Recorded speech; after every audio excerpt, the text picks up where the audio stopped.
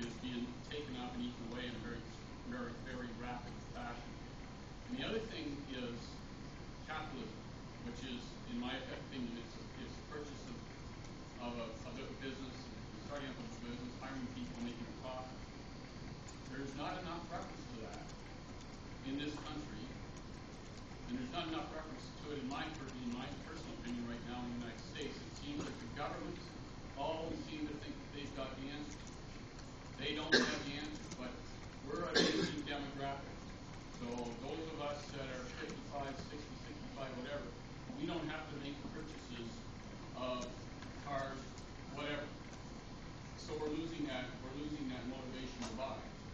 So what we're not understanding here is people are paying too much in the way of taxes, utilities, and what have you. And the gentleman there in the middle talks about the solar farm that's being subsidized at 80 cents a kilowatt hour.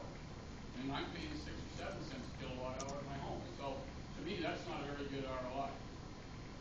And so our government in Ontario is going to go bankrupt. When you start paying 80 cents a kilowatt hour for hydro and you're charging back 7 cents a kilowatt hour, you can't help but go bankrupt. Am I right? Well, I won't speak for the provincial government whether it's going to go bankrupt or not, because I'm federal. I don't really think it is going to go bankrupt, if you want an answer.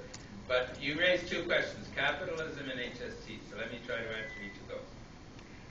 Look, I'm an economist. I just said I didn't want to be protectionist. So I'm not a socialist.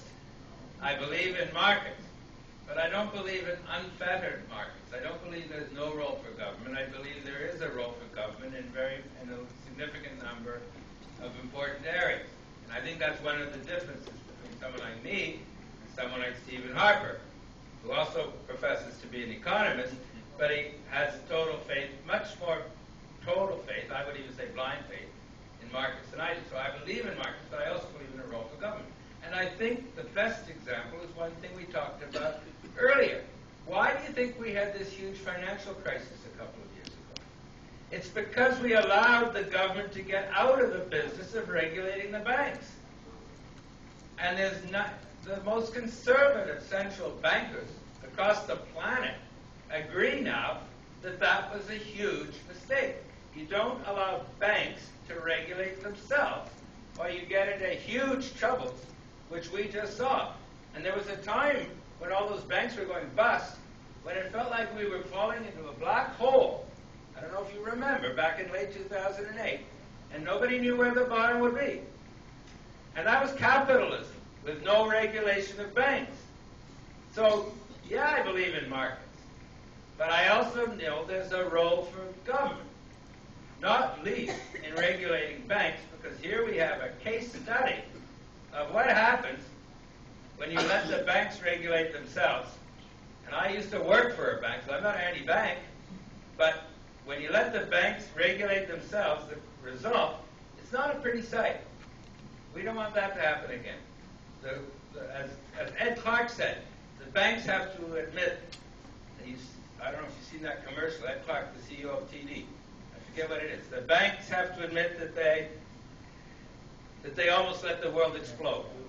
Blew up the world. And that's because they weren't regulated. And HST. That's what I say about capitalism. On HST,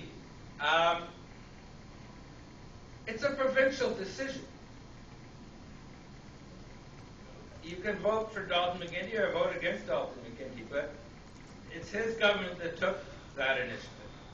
And we in Parliament had to approve or disapprove, but we Liberals let it go through, because you can't say at the federal level, okay, Nova Scotia, you can have HST, but Ontario, your democratically elected government can't.